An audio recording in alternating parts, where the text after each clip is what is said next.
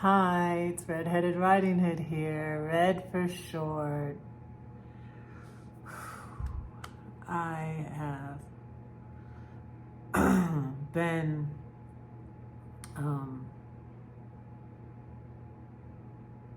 very thoughtful lately and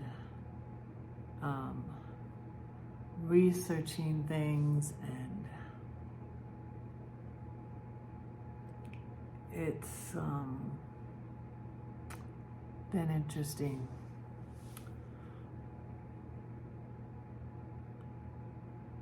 I still hold to my spiritual, I guess religious beliefs, even though I'm not in the box of Christianity and believing in Christianity the way everybody else believes it. And well, everybody believes it different anyway, so that's why there's so many, Google it. I should have Googled it before I started this. So many denominations and everything. So many different sects and dogmas and denominations. There's different views within, Judaism too. There's different Muslim, different sects of Muslim belief. There's just, there's radical Christian, right? Like Christian nationalism, and then there's radical Muslims, and then there's peaceful Muslims, and then there's, there's just, that's like a whole huge spectrum, I guess. And what I was going to talk about today is like the mystery of everything, of all, of God, of, people, of, the world, of everything, especially God. God is a mystery. We don't know everything. God knows everything. I think there's a lot of things we'll be surprised about later on if we find out. Or, maybe I lived with a Jewish family. I babysat for them for years, and then when my family moved to Texas, when I was still with my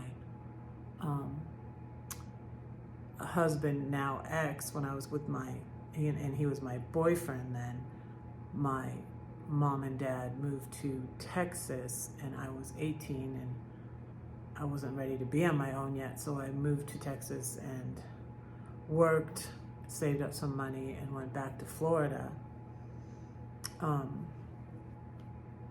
to be with my boyfriend.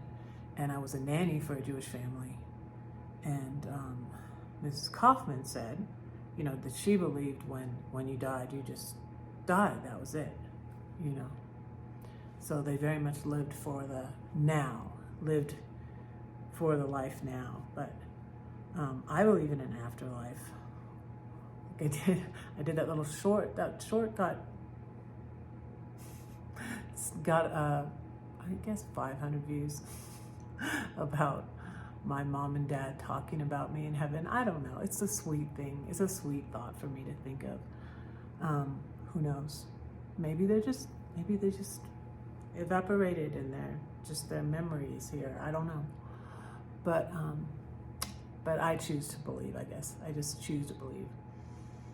And I'm happier that way, to choose to believe. So I am leery of anyone who's like they got a corner on all the truth and they know this and they know that. And, so I guess the thing I want to say today is, have you ever been deceived? Have you ever thought something was one way and you ended up being wrong? Did that ever happen to you? It's happened to me so many times. And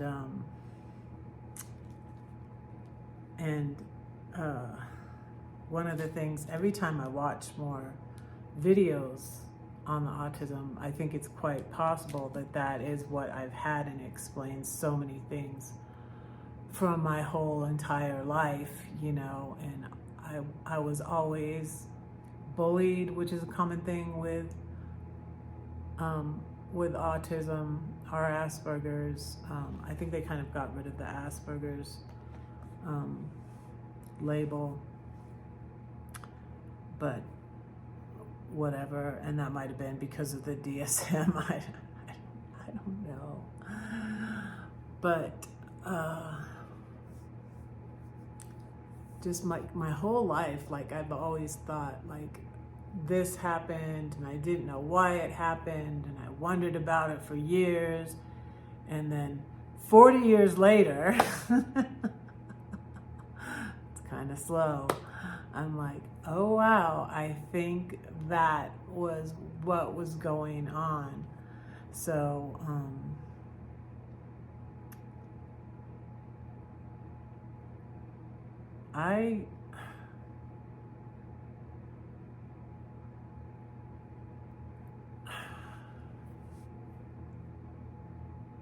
there's just so many things.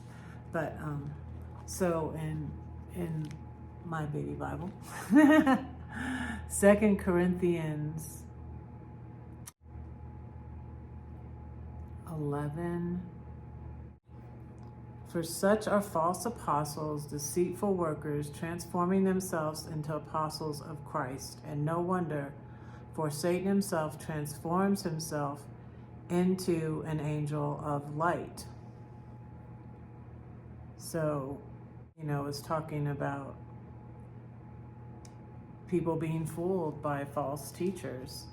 And Jesus said, beware the false prophets who come to you in sheep's clothing, and inwardly they are ravenous wolves. And so there's been many times, you know, like I said, I kind of bought into the idea of, you know, if you didn't believe, if you didn't accept Jesus, that you would go to hell because of certain scriptures. And but you know, now I've explored other people's beliefs and realized that that belief came about from the Catholic Church and 400 years after Christ and all that. And it's just,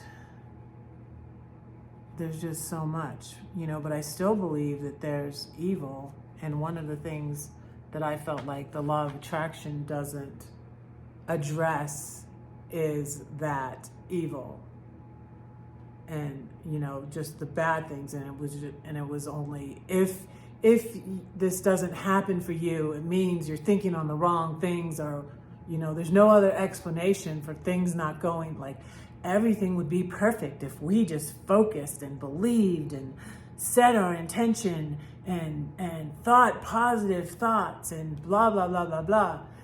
And, you know, it was just ridiculous. If you're thinking on bills, of course bills are going to come in the mail. You know, never mind that you spent that money, hello. And then that's like, if you think on money coming in, money will just come in. And I was like, okay, I know this is not true.